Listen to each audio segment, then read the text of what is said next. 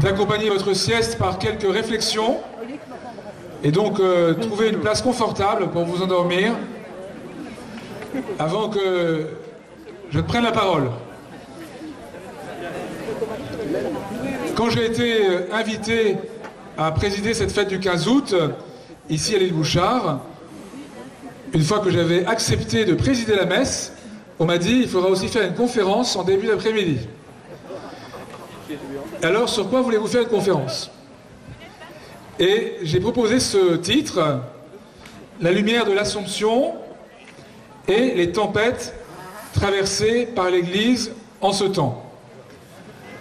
Parce qu'il me semble important que célébrer, comme nous avons eu le bonheur de le faire ce matin, l'Assomption de Marie, dans la joie d'être réunis pour chanter le Seigneur, cette belle liturgie, et puis toutes les merveilleuses familles qui étaient rassemblées pour la session, il ne faut pas que ce soit une parenthèse de rêve dans une vie qui, par ailleurs, nous semble pesante ou compliquée.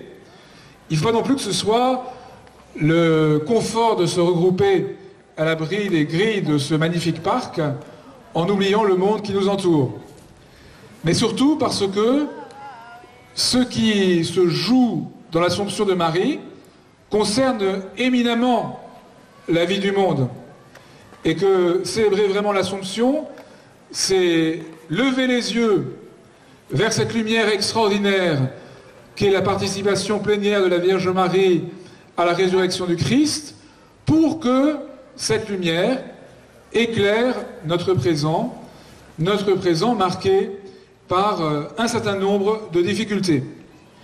Tous ceux d'entre vous qui connaissent le Salve Regina, et qui par ailleurs savent suffisamment de latin pour savoir ce qu'ils chantent et ce qu'ils disent en chantant le Salve Regina, ont cette formule « in hac lacrimarum vale », dans cette vallée de larmes. Alors, la vie terrestre n'est pas qu'une vallée de larmes, bien sûr, mais elle n'est pas non plus un long fleuve tranquille. Et je trouve important de nous demander comment la célébration de l'Assomption peut nous aider à cultiver l'espérance et à trouver des chemins bienfaisants pour nous et pour les autres. Quand je parle des tempêtes traversées par l'Église en ce temps, à quoi est-ce que je pense? Bien sûr, je pense à ces secousses qui ont eu lieu à nouveau cette année. Il y en avait eu déjà dans les années précédentes, terribles, blessantes, autour d'abus commis dans l'Église, par des hommes d'Église, qui s'inscrivent d'ailleurs dans des abus commis dans beaucoup de secteurs de la société, mais ils sont plus traumatisants et plus graves encore quand ils sont commis par des hommes d'Église. Mais pas seulement.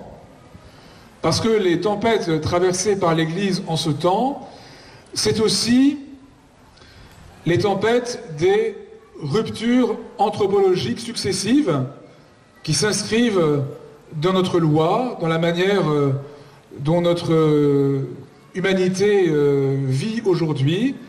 Je pense bien sûr à la grande rupture d'il y a quelques années avec la loi Taubira, et puis celle qui s'annonce encore, j'y reviendrai un peu plus en détail, avec la future révision de la loi de bioéthique et avec la PMA dite pour toutes, qui est comme une sorte de fabrique d'orphelins.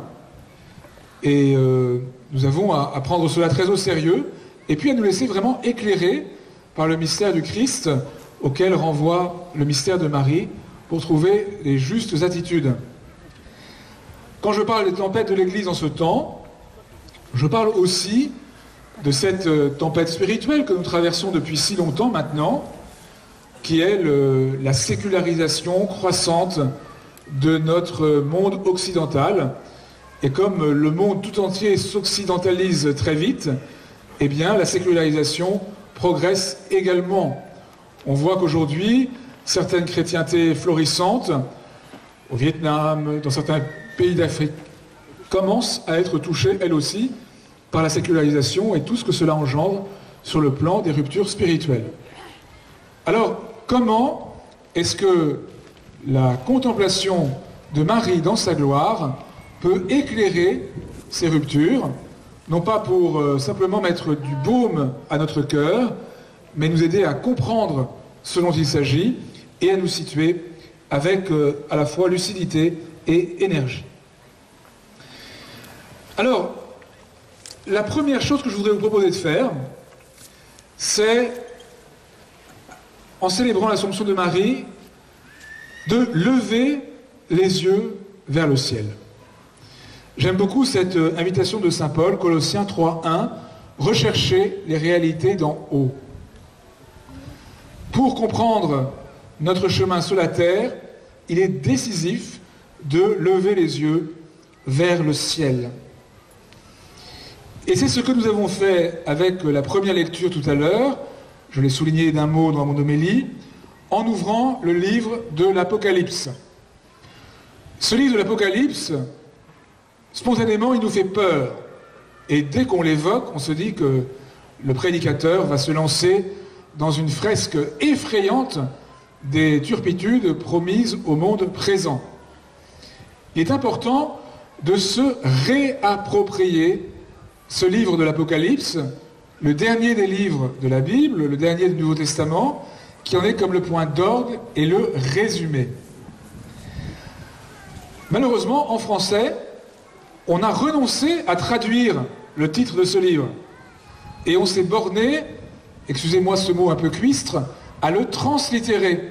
Donc, le livre qui s'appelle Apocalypsis en grec, on l'a appelé Apocalypse en français. Les anglo-saxons, par exemple, mais également le latin de Saint Jérôme, a vraiment traduit, et vous allez voir, ça passe beaucoup mieux. Apocalypsis, ça veut dire révélation.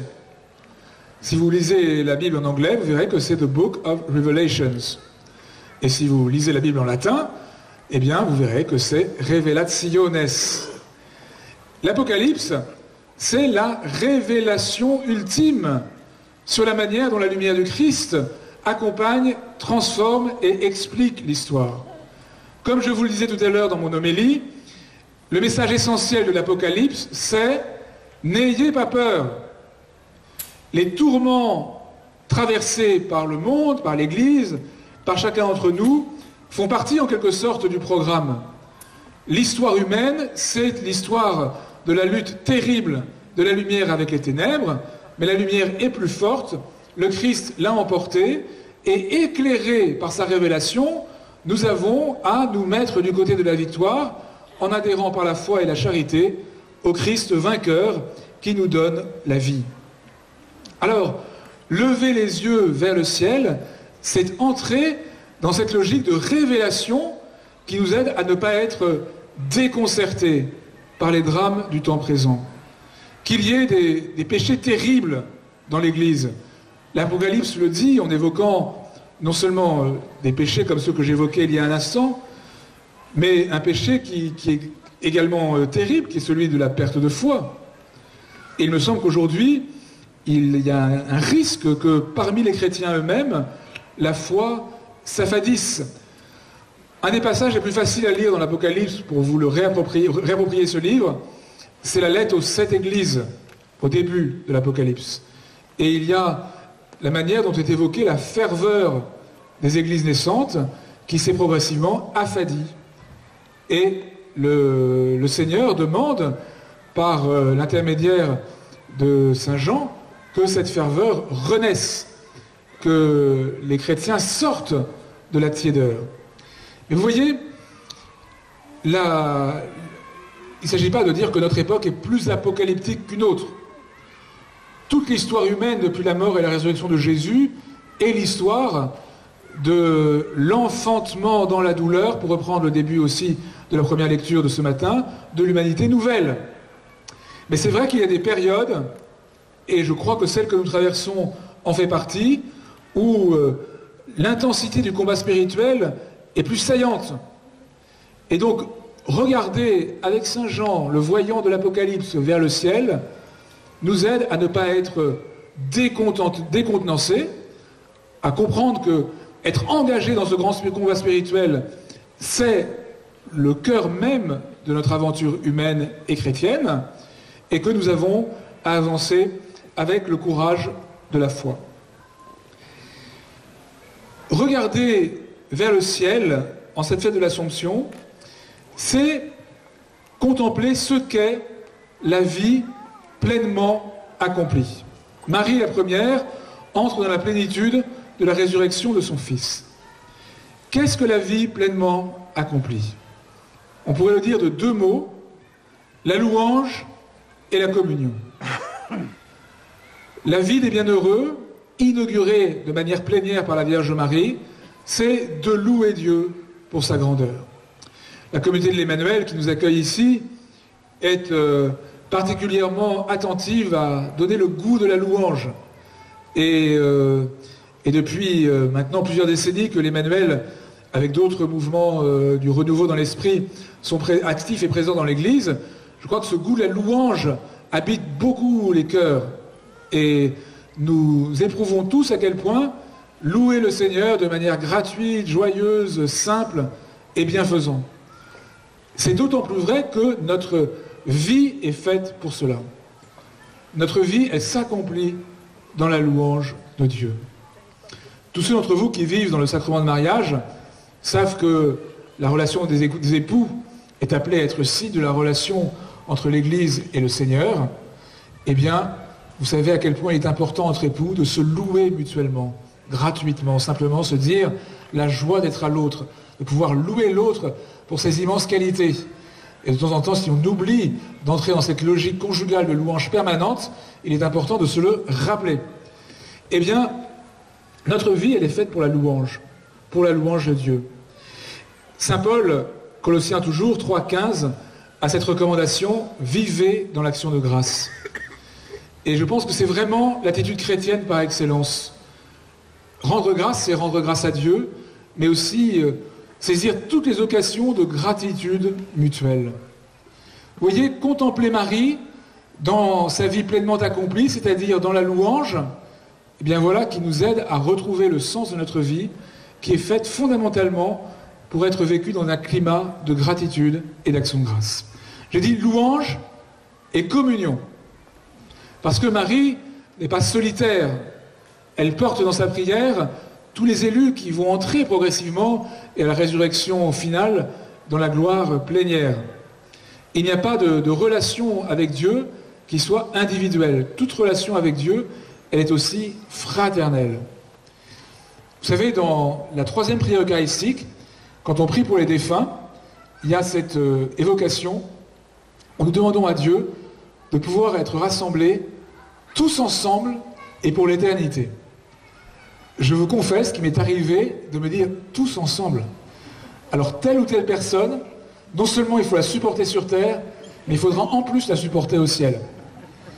Et pourtant, précisément, nous avons à désirer la communion paisible, joyeuse, parfaite, avec tous nos frères et sœurs dans la gloire éternelle. Et contempler Marie, qui vit déjà de cette communion par laquelle elle nous porte dans la prière, eh bien c'est aussi entrer pour aujourd'hui dans une logique de communion. Je vous disais, l'action de grâce, c'est la louange de Dieu et c'est la gratitude mutuelle.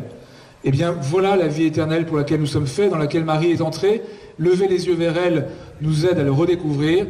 Le sens de notre vie, c'est la louange verticale et la gratitude horizontale qui donne son dynamisme à notre vie de communion. Si nous ne prenons pas de temps en temps le temps de lever les yeux vers le ciel, de rechercher les réalités d'en haut, Colossiens 3,1, eh bien nous risquons de perdre notre chemin sur la terre. Lever les yeux vers le ciel, c'est salutaire en toutes circonstances, mais c'est particulièrement important aux jours de détresse. Et je suis sûr que, comme je le disais pendant la messe, et puis je le sais aussi pour reconnaître et connaître certains d'entre vous, eh bien cela traverse le temps présent. Dans le temps d'épreuve, c'est particulièrement important de savoir lever les yeux vers le ciel. Pour pas simplement sortir du réel ou se donner du courage dans la difficulté, mais pour se rappeler que nous sommes en chemin vers la pleine manifestation de la gloire du Christ dans la gloire de ses enfants que Marie vit déjà en plénitude. Je ne sais pas si vous connaissez un peu l'histoire extraordinaire de cette sainte qui a été canonisée par Jean-Paul II, qui a vécu à la fin du 19e et jusqu'au milieu du 20e siècle, qui est Sainte Josefina Bakhita. Une romancière française, Véronique Olmy, lui a donné une notoriété nouvelle dans la francophonie grâce à une biographie légèrement romancée, mais plutôt comme un roman historique extraordinaire qui porte son nom, Bakhita. Si vous n'avez pas lu ce livre, vraiment je vous recommande très très très vivement. C'est une histoire extraordinaire d'une petite fille qui a été arrachée à son village au Soudan par une razzia, vendue, revendue et re-revendue comme esclave dans les circonstances où elle a vécu les pires horreurs qu'une petite fille, qu'une toute jeune femme peut vivre, et puis qui progressivement, par un concours de circonstances providentielles, avec quelques témoins du Seigneur sur son chemin, est devenue chrétienne, puis religieuse, et qui a mené une vie de sainteté jusqu'au dernier jour. Cette vie est une vie effroyablement éprouvée. Et vraiment, je vous recommande le récit de Véronique Olmy, qui est admirablement écrit, avec vraiment des formules extrêmement suggestives, et on voit le désespoir de cette jeune fille arrachée à son village, qui ne saura pas, jusqu'au dernier jour, quel était son nom. Parce qu'elle est partie trop petite pour avoir retenu son nom. Et c'est cette histoire même qui a donné à Véronique Olmy le goût d'écrire son histoire et de rechercher. Mais, dans son cheminement spirituel, elle a compris que les jours d'épreuve étaient des jours où le Seigneur appelait à lui faire confiance et faisait le don d'une confiance surnaturelle en la puissance de son amour plus forte que la mort. Et vous voyez, dans les temps objectivement difficiles que nous traversons et qui peuvent nous saisir d'effroi, et je veux dire que comme jeune évêque, je suis à la fois émerveillé de ce que je contemple de l'œuvre de Dieu dans le diocèse qui m'a été confié, vraiment émerveillé, mais je suis aussi parfois saisi d'effroi devant l'ampleur des défis spirituels, éthiques auxquels nous sommes confrontés. Mais précisément, nous avons à lever les yeux vers le ciel pour entrer dans cette confiance qui n'est pas une sorte de méthode Quill et une pétition de principe, mais qui est une manière de nous rappeler que le Christ, mort et ressuscité, nous ouvre le chemin d'une vie éternelle, déjà inaugurée pour Marie, déjà commencée en un sens pour nous. Voilà la première chose que je voulais vous dire. Levons les yeux vers le ciel. Recherchons les réalités d'en haut. N'ayons pas peur d'ouvrir le livre des révélations pour percevoir à nouveau combien le combat dans lequel nous sommes pris est un combat dans lequel le Christ est victorieux, lui, l'agneau vainqueur, qui nous invite au festin de ses noces. Deuxième étape de ma réflexion, pour préciser encore un peu le fruit que nous pouvons recueillir de la célébration de l'Assomption de la Vierge Marie. Je me réfère au début de la première lecture, encore, Apocalypse 12, verset 1. Quel est ce signe qui nous est donné? Un grand signe apparu dans le ciel, nous dit l'Apocalypse, une femme ayant le soleil pour manteau, la lune sous les pieds, et sur la tête une couronne de 12 étoiles. Vous savez que c'est l'origine du drapeau européen, quelles que soient vos opinions en matière européenne, que vous soyez un peu souverainiste ou plus fédéraliste, que vous soyez partisan du Brexit ou ses opposants, reste que le drapeau européen, eh bien, il est cette belle évocation mariale. Il y a quelques politiques français cultivés, comme par exemple Jean-Luc Mélenchon, qui sont conscients de cela. Peut-être qu'il est bon que d'autres ne le soient pas, parce qu'on risquerait de changer le drapeau européen. Mais en tout cas, ce qui me semble extrêmement important, c'est que nous soyons invités à contempler une femme. Le grand signe qui est apparu dans le ciel, c'est une femme. Pour moi, il y a là comme un écho à cette révélation extraordinaire sur le mystère de la personne humaine qui est donnée par le Christ durant sa passion. Vous vous rappelez Pilate, qui après sa conversation avec Jésus, remet Jésus au chef des Juifs et dit « Voici l'homme ». C'est une manière de dire, ben, le voici. Mais au-delà de ça, est manifesté par Pilate à son corps défendant le mystère de la personne humaine. Cet homme défiguré, cet homme fragilisé, cet homme qui n'est pas du tout le dominateur de Nietzsche, mais qui est au contraire l'homme fragile qui s'en remet à ses frères et à son père, eh bien c'est l'homme en vérité. Comme c'est important toujours de nous rappeler que l'homme véritable, c'est pas l'homme en pleine santé, mais c'est l'homme dans sa part de fragilité.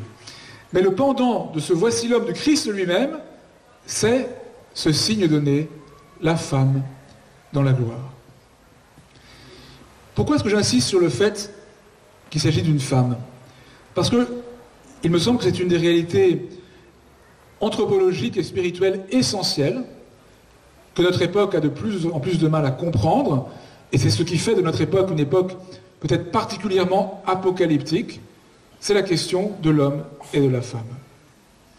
Vous savez bien, une des choses les plus belles dans la vie humaine, parfois aussi un peu des plus compliquées, c'est que nous soyons hommes et femmes. Hier soir, je dînais avec quelques-uns d'entre vous, et nous avons eu un débat sur un sujet relativement mineur, de décoration pour tout vous dire, et sans nous être donné le mot, eh bien, toutes les femmes avaient une opinion et tous les hommes avaient l'opinion inverse. Donc on ne dise pas qu'il n'y a pas de différence entre l'homme et la femme. Et en même temps, cette question, elle est très difficile aujourd'hui. Dans mon diocèse, nous avons un très beau projet de construction d'une nouvelle école, une école avec une école et un collège dans un quartier intermédiaire, mais destiné vraiment à accueillir des enfants plutôt en difficulté. Et je croisais une parlementaire du département qui me dit un peu sèchement, votre nouvelle école, là, ça me dérange un petit peu, je trouve que vous avez une approche genrée. Une approche genrée. Expression terrible. Parce que, comme dans un certain nombre d'écoles, une école mixte, rassurez-vous, pour espérer, une école mixte, mais il y aura pour certains niveaux la possibilité de choisir entre une classe de filles et une classe de garçons, même si tout le monde se retrouvera à la récréation. Et alors elle, l'idée qu'on puisse faire la moindre différence entre des filles et des garçons était inadmissible. Une approche genrée. Je trouve que l'expression est tellement moche, excusez-moi de le dire, que ça disqualifie un peu le propos. Mais enfin, ne soyons pas polémiques. Alors, certains pourraient m'objecter cette insistance que j'esquisse sur le signe qui est une femme. Vous voyez, dans la vie éternelle, on ne devient pas tout d'un coup hermaphrodite. C'est une femme. On pourrait m'objecter la lettre aux Galates. Vous vous rappelez, Jésus dit, Saint Paul dit, dans le Christ, il n'y a plus esclave ou homme libre, le juif, le païen, l'homme et la femme, tous ne font qu'un dans le Christ Jésus. Ce point est extrêmement important. La société antique de l'époque du Christ est de fait traversée par ces fractures infranchissables. Le juif, le païen, on est membre du peuple ou on ne l'est pas, et saint Paul va parler jusqu'au mur de la haine que Jésus, par sa croix, a détruit. Grande fracture de l'Antiquité, on est esclave, on est homme libre. Elle n'a d'ailleurs pas complètement disparu. J'évoquais Bakita et les esclaves qui existent encore dans certaines zones du monde et qui se réinventent parfois aussi dans notre monde contemporain. Sylvain Agazinski parle de la GPA comme réinvention de l'esclavage au XXIe siècle. Je laisse ça de côté pour l'instant. Et puis, l'homme et la femme. Et de fait, le Christ vient supprimer ces fractures pour rétablir une logique de communion. Vous savez que c'était un des grands émerveillements de l'Antiquité, quand la maîtresse d'esclave et son esclave, baptisés ensemble, se découvraient sœurs l'une de l'autre. Dans la prière eucharistique numéro 1, que nous avons prise tout à l'heure, dans la deuxième partie, et à un moment donné, c'est d'ailleurs l'invention de la parité, où sont nommés 7 martyrs hommes et 7 martyrs femmes. Bien avant le Jospin, le canon romain avait inventé la parité. Et parmi ces femmes, il y a Félicité et Perpétue. L'une était maîtresse d'esclave, l'autre était esclave. Elles étaient ensemble sœurs dans le Christ. Donc Jésus, par sa mort et sa résurrection, nous fait sortir d'une logique d'affrontement pour entrer dans une logique de communion. Mais cela ne veut pas dire que l'identité masculine et l'identité féminine sont abolies. Au contraire, parce que ce qui est magnifique dans l'humanité, c'est que créés par Dieu, nous sommes ou hommes ou femmes. Aucun d'entre nous ne peut se prendre pour le Créateur parce que nous ne sommes qu'une part de l'humanité. Et nous avons besoin, pour nous approprier la réalité humaine, d'une relation avec des hommes si nous sommes des femmes si nous sommes des hommes. Et ce qui peut sembler une pauvreté, aucun d'entre nous n'est à lui seul l'ensemble de la création, est en réalité une richesse, parce que ce besoin de l'autre sexe suscite un élan de rencontre, de communion et d'amour. C'est le cœur de la beauté de la condition humaine, parce que ce qui est donné de manière spécifique dans la relation homme-femme, eh bien, s'inscrit dans toutes les relations humaines. Nous avons besoin les uns des autres, et ce besoin des autres n'est pas une pauvreté, paradoxalement, c'est la plus grande des richesses. Mais voici qu'aujourd'hui, précisément, notre humanité refuse cette réalité d'être créée. Et du coup, la distinction entre l'homme et la femme devient insupportable, parce que chacun veut pouvoir être l'intégralité de lui-même à lui seul. Vous voyez, il y a une profonde relation entre l'individualisme contemporain et cette perte de compréhension du mystère de l'homme et de la femme. Alors, il est vrai qu'il y a une part de revendication féministe qui est très légitime, qui fait partie même du développement de la révélation chrétienne. Parce qu'une des conséquences du péché, on le lit dans la Genèse, c'est que l'homme qui est fait pour être dans une logique de communion avec la femme entre dans une volonté de domination. Et le Christ, par la justesse de ses relations avec les femmes, vient rétablir et même approfondir un lien de communion. Et donc, il y a eu, dans une certaine misogynie cléricale, par exemple, un défaut de compréhension profonde de l'œuvre du salut. Et qu'une grande attention aux femmes et leur dignité fait partie de la révélation chrétienne, fait partie de l'attitude authentiquement chrétienne. Mais, non pas en supprimant la distinction entre l'homme et la femme.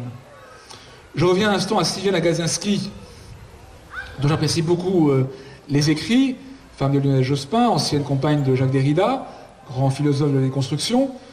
Je vous recommande son dernier petit livre, dans la collection Tracts chez Gallimard, sur toutes les questions PMA, GPA, j'y reviendrai. Franchement, c'est une lecture qui devrait presque être obligatoire pour tous les catholiques, même si Sylviane Agacinski n'est pas croyante. Pour comprendre qu'aujourd'hui, on n'est pas dans des enjeux mineurs dont on pourrait se désintéresser, mais dans des enjeux anthropologiques fondamentaux dans lesquels nous avons à nous engager. Mais dans un livre plus difficile, qui s'appelle « La femme entre sexe et genre », Sylviane Agacinski s'interroge sur les études de genre.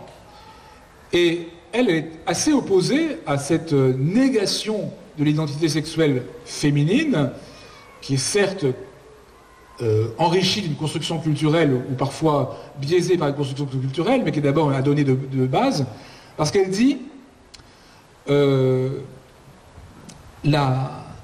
études de genre ne sont pas une posture féministe, c'est vraiment une philosophe du féminisme, mais une subversion du féminisme. Parce qu'en ne reconnaissant pas que les femmes existent comme telles, eh bien, on s'interdit de veiller à leur pleine dignité. Et donc, vous voyez, je reviens à l'Assomption, que le signe qui nous soit donné soit une femme. Vous voyez, c'est ce qui nous est donné comme une parole ultime de vérité sur la condition humaine. Nous sommes à jamais hommes et femmes. Et c'est une nouvelle extraordinaire parce que l'élan de communion, parfois laborieux, qui se construit dans les relations hommes-femmes sur Terre, est appelé à se déployer dans toute sa beauté pour l'éternité. Marie, c'est ce que nous contemplons de manière spécifique à l'Assomption, entre dans la gloire du Christ avec son corps. Et c'est ce qui nous rappelle à quel point, comme la résurrection du Christ d'abord le révèle, dans la compréhension chrétienne de la personne humaine, le corps est essentiel. Nous ne sommes pas des esprits tombés par hasard dans des corps, comme le pensait la philosophie grecque, pour notre malheur, mais nous sommes des êtres construit dans l'unité du corps et du cœur, l'unité mystérieuse et splendide du corps et du cœur. Et voilà pourquoi la manière de transmettre la vie, la manière de la recevoir, passe par le corps. Et c'est une bonne nouvelle et on ne peut pas s'en affranchir de manière facile.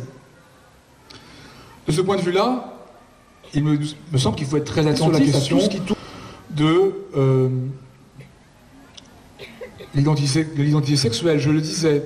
Et par exemple, on vous dira la maternité ou la paternité, c'est uniquement une intention. Quelque chose qui est de l'ordre de l'esprit. Bien sûr, l'esprit est engagé dans la relation paternelle et maternelle. Et parmi vous, certains ont peut-être adopté des enfants, certains ont été adoptés eux-mêmes, et savent à quel point, dans le cœur humain, une capacité d'amour maternel et paternel extraordinaire peut se déployer en dehors d'une relation biologique fondamentale. Mais en même temps, c'est important de comprendre que la paternité et la maternité s'accomplissent aussi par un rapport physique et qu'on ne peut pas faire comme si de rien n'était. Et vous voyez, aujourd'hui, avec le projet qui se présente de PMA pour toutes, je crois qu'il faut que nous prenions conscience de la violence anthropologique terrible qui viendrait du fait de susciter des enfants sans père. Puisque c'est cela le sujet. Il y a un an, on célébrait le centenaire de l'armistice de 1918, et que les plus anciens d'entre vous se rappellent à quel point on a été attentif pendant des décennies à cette population d'orphelins qui a rempli notre continent après la terrible saignée de la guerre de 14. Et combien la conséquence dans la société européenne du premier conflit mondial a été dramatique, notamment par la perte de pères. Et voici qu'aujourd'hui, on voudrait susciter une nouvelle population d'orphelins qui serait délibérément suscitée en assumant cette dimension d'être orphelin. Mais comment accepter ça? Et vous savez, la tentation existe, y compris chez les catholiques pratiquants et bien pensants, de se dire, bon, c'est pas si grave, de toute façon, on n'y peut rien, la spirale législative est en marche, avec ou sans jeu de mots. Eh bien, je crois qu'il faut nous réveiller, parce que les transgressions éthiques suscitent, d'une manière ou d'une autre, de la violence sociale. Et il me semble que l'extrême violence, ça a été évoqué par la prière universelle de la société française aujourd'hui, qu'on a vu se manifester de manière éruptive avec les Gilets jaunes, eh bien, elle est aussi pour une part liée à ces transgressions éthiques par répétition. De manière directe, parce qu'une société déstructurée, sans père, sans famille stable, finit par générer beaucoup d'instabilité humaine, puis de manière encore plus profonde. Et donc, vous voyez, nous ne pouvons pas, disons, avoir d'un côté les questions sociales et de l'autre les questions éthiques. Elles ont une profonde cohérence. Et quand nous contemplons Marie, cette femme, avec son corps de femme, avec la manière dont elle a exercé, de manière unique, mais emblématique, sa mission maternelle, nous ne pouvons pas ne pas prendre conscience, par ricochet, des enjeux anthropologiques majeurs de notre temps.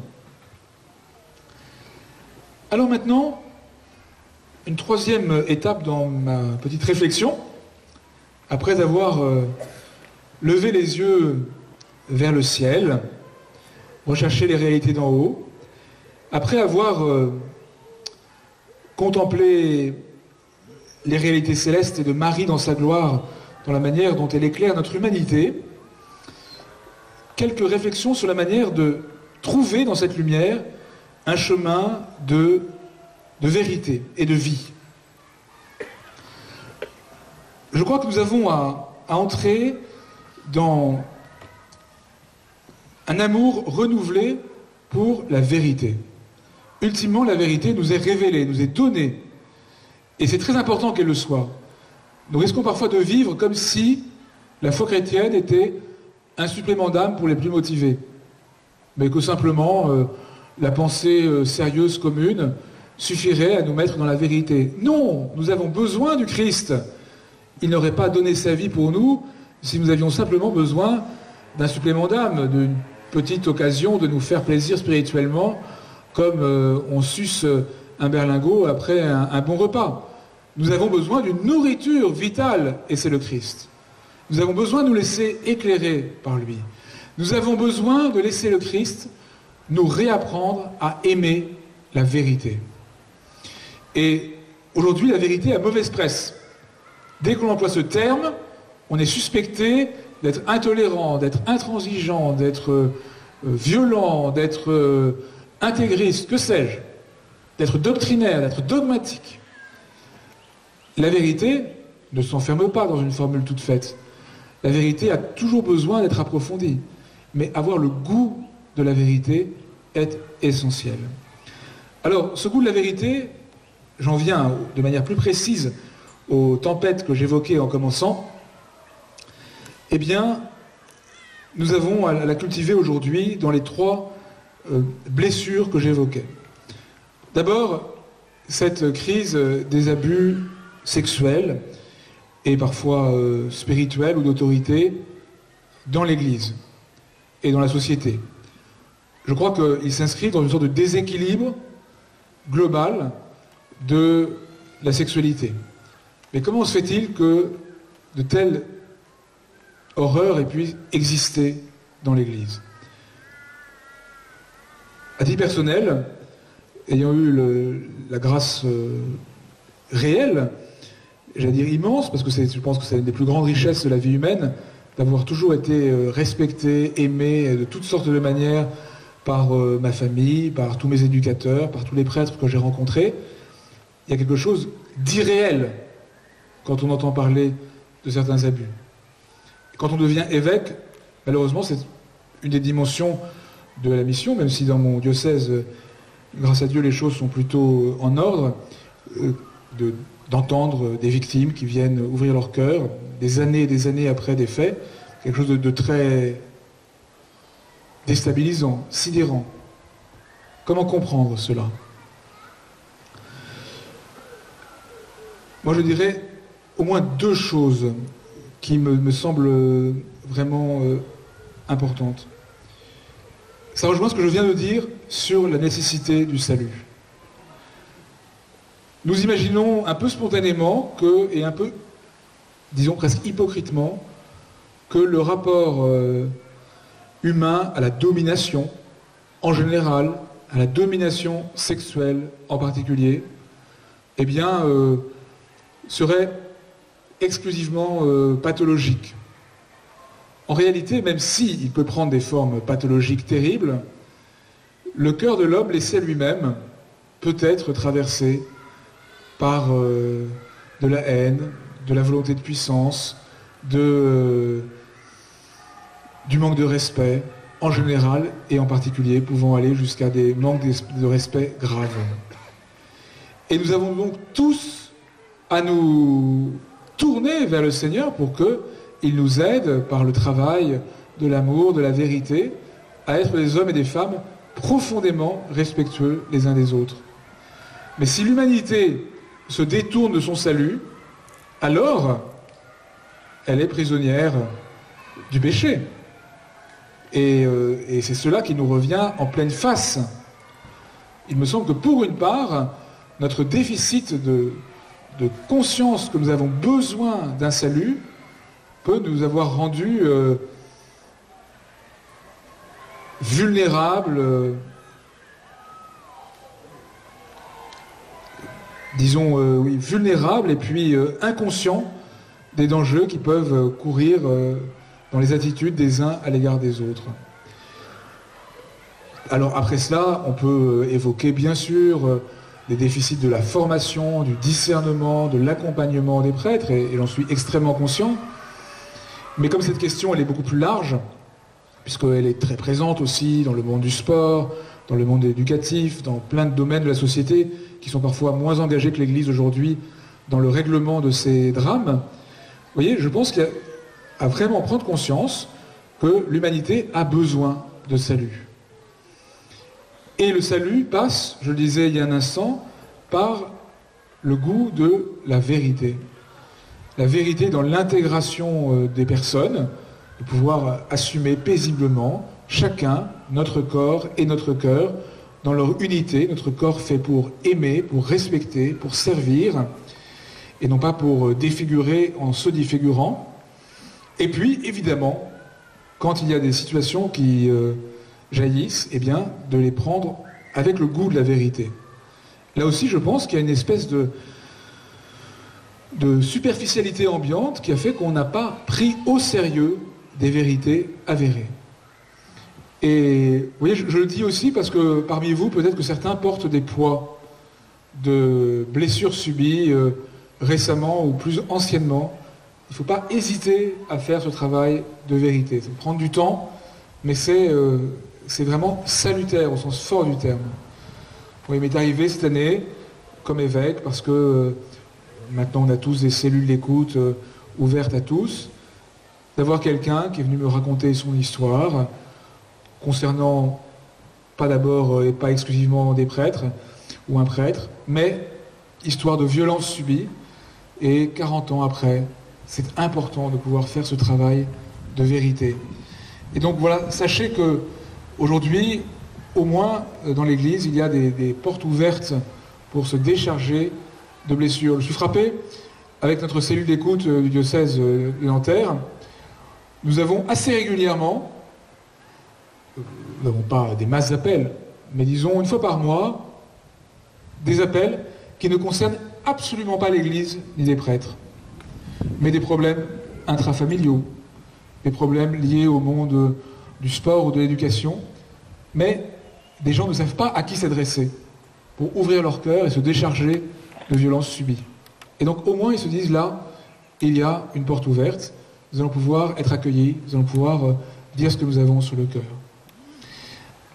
Alors vous voyez, je reviens vraiment à la thématique de ce propos, avoir par notre foi au Christ et en contemplant Marie dans son Assomption, cette femme revêtue de soleil, le sens de la personne humaine, corps et cœur, le goût de la vérité qui rend libre, eh bien voilà qui éclaire le chemin pour sortir de ce que nous avons à vivre aujourd'hui. Et personnellement, vous voyez, cette année, il m'est arrivé, quand il y a eu des semaines avec des révélations internationales à répétition, de traverser des moments de découragement, de grande tristesse, et en même temps de consolation spirituelle, en me disant, si, à notre époque, à notre génération, nous savons faire courageusement un travail de vérité, si nous le faisons avec lucidité, avec courage, si nous le faisons aussi en cultivant la fraternité, en nous réenracinant spirituellement, eh bien peut-être que ce sera le rebond au fond, le coup de pied au fond de la piscine qui va nous faire ressortir vers la lumière. Vous voyez, je vous fais encore cette réflexion qui m'a habité. Voilà des années, et tous ceux d'entre vous qui ont à peu près mon âge, un peu plus, un peu moins, ont vécu cela avec les années Jean-Paul II, les premières JMJ, etc. Voilà des années que nous voyons dans l'Église en France des esquisses de renouveau. Alors il y a des choses qui se passent, effectivement, des vrais renouveaux, de toutes sortes, ce qui se vit avec les sessions ici, les sessions patrimoniales depuis 40 ans, bien des choses dans les paroisses, dans le scoutisme, dans tout ce que vous voulez. Mais on a l'impression d'un moteur qui est sur le point de démarrer et qui ne démarre jamais vraiment. Je me souviens du cardinal Lustiger qui, dans les années 80, avait le sentiment vers les années 2000, selon son expression, l'allumette craquerait. Et moi je me dis que, vous savez, de temps en temps, on voit un malade ou une personne qui a l'air un peu anémiée. Elle peut vivre des bons moments, faire des belles choses, mais... Et tout d'un coup, on découvre qu'il y a une part de son corps qui a été infectée. Ben, je trouve que depuis quelques années, on découvre qu'il y avait de manière cachée une infection dans le corps de l'Église. Eh bien, au moins maintenant, on le sait, on le comprend. Il faut traiter cette infection avec des antibiotiques assez forts, voire un peu violents de temps en temps, mais une fois que cette infection, elle ne sera jamais avant la fin des temps, mais sera globalement et systémiquement dépassée, eh bien peut-être que l'allumette pourra craquer. Du point de vue des ruptures anthropologiques, j'ai déjà un peu exploité ce thème avec vous depuis ces quelques instants. Je crois que nous avons à prendre conscience d'un fait. Nous voyons bien que notre Occident, notre France, est dans une sécularisation assez profonde du point de vue de la foi. Et même si nous avons une magnifique messe de l'Assomption aujourd'hui, eh bien, dans le grand secteur pastoral confié aux bons soins du Père Philippe Marot et de son équipe, il y a sans doute eu des personnes pour qui le 15 août était... alors je crois qu'il y a quelque part d'ici où il y a une fête de la citrouille et du canard, ou quelque chose comme ça. Mais c'est déjà pas mal de faire ça le 15 août. C'est une trace historique de cette quasi-fête nationale. Mais c'est un peu court. Mais vous voyez, ce dont nous avons à prendre conscience, c'est que, disons, l'éclipse spirituelle, ou pour une part une rupture spirituelle, ou un creux de la vague spirituelle, entraîne, plus que nous l'imaginions, une rupture anthropologique. Je me souviens aussi de remarque du Bernard Luciger, dont j'étais très lié, qui m'a beaucoup marqué, qui disait « Une génération non chrétienne peut vivre de la morale chrétienne sans la relation au Christ. Mais la génération suivante n'y parvient plus. » C'est le thème de Luc Ferry. Gardons les valeurs chrétiennes, débarrassons-nous du Christ. Ça simplifiera la vie. Le problème, c'est que, débarrassés du Christ, les valeurs chrétiennes ne tiennent pas la route plus d'une ou deux générations. Et aujourd'hui, on le voit avec vraiment la transformation de société que nous subissons. La rupture spirituelle engendre violemment une rupture anthropologique. Et donc, il faut regarder cela avec la lucidité que nous permet la sérénité de la foi. Nous sommes dans le temps long du combat entre la lumière et les ténèbres, et donc il n'y a pas à nous en étonner, même s'il y a une dimension dramatique au sens fort du terme, mais c'est aussi ce qui donne sa dynamique à l'histoire humaine, et nous avons du coup à ne pas avoir besoin de nous aligner sur toute position anthropologique aujourd'hui. Nous avons à comprendre pourquoi les positions anthropologiques qui semblaient communes avaient plus de relations qu'on ne croyait avec la foi chrétienne, et nous avons à partir de cela à faire ce travail de renouveau en nous-mêmes pour être au service d'une diffusion du salut à notre société qui, d'une manière ou d'une autre, l'attend.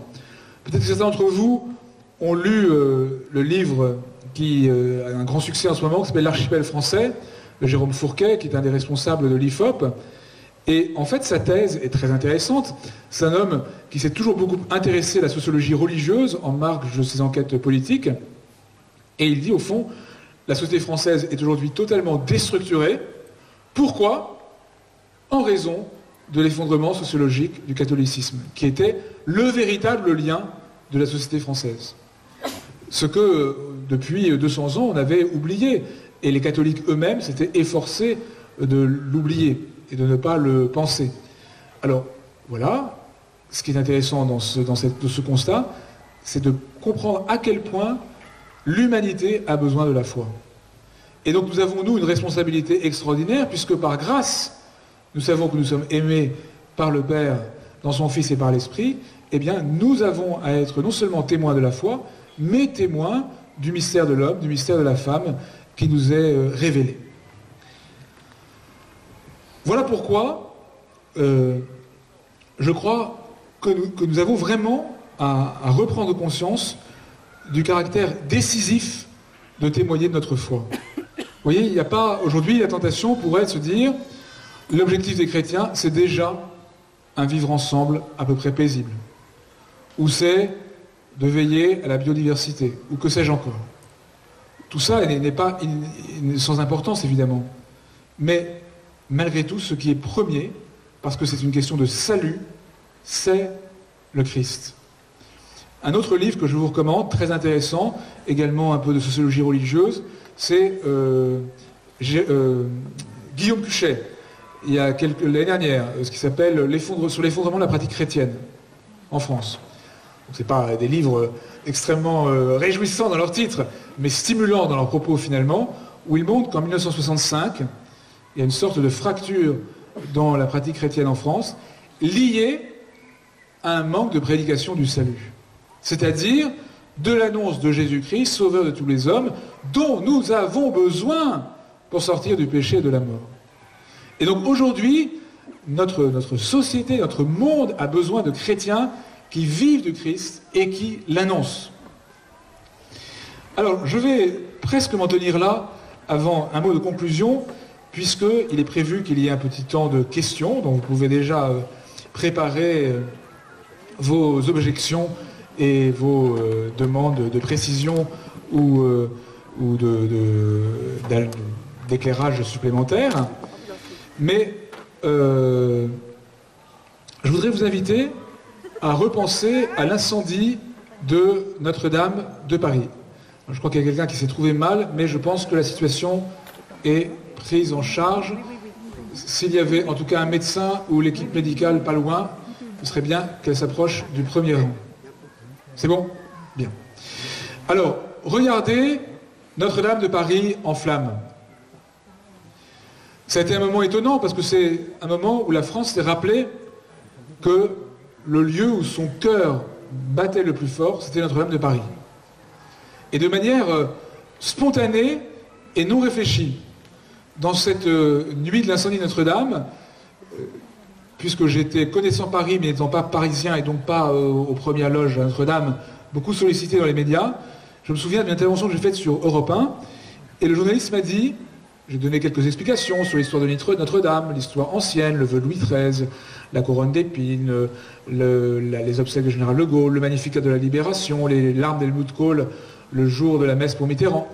Et le journaliste m'a dit « Merci Monseigneur de nous avoir expliqué pourquoi nous sommes si émus. » Donc en fait, on ne savait pas pourquoi on était ému, mais tout le monde était bouleversé. Parce que, sans comprendre pourquoi, les Français sentaient que le lieu où bat le cœur de la France le plus intensément, c'est Notre-Dame. Et aujourd'hui, eh bien finalement, nous est révélé que ce cœur de la France, il est un peu en ruine. En ruine et en reconstruction. Et vous voyez, ces flammes de Notre-Dame, eh bien on peut les prendre de deux manières. Comme d'ailleurs la symbolique du feu dans les Écritures. Ou on peut se dire, il a été manifesté que l'Église aujourd'hui est en flammes. La baisse de la foi, la sécularisation galopante, les enjeux anthropologiques, les péchés internes, eh bien voilà, il y a une espèce de feu dévastateur qui risque d'emporter tout. Et il y a un peu de ça, c'est vrai. Mais en même temps, eh bien, je trouve que ces flammes qui viennent réveiller une sorte d'enracinement, elles disent quelque chose aussi du feu bienfaisant de la Pentecôte. Le feu de l'Esprit qui nous est donné pour que nous avancions dans l'amour, dans la foi, dans le témoignage. Alors, il me semble que c'est un des messages pour nous de cette fête de l'Assomption cette année, eh bien, que le feu qui nous habite ne soit pas le feu qui détruit, le feu de l'infidélité ou du péché, mais vraiment le feu de la foi et de l'amour. Petite pause, le temps que notre ami puisse être pris en charge, et après ça, vous avez le temps de réfléchir à quelques questions. Merci de votre attention.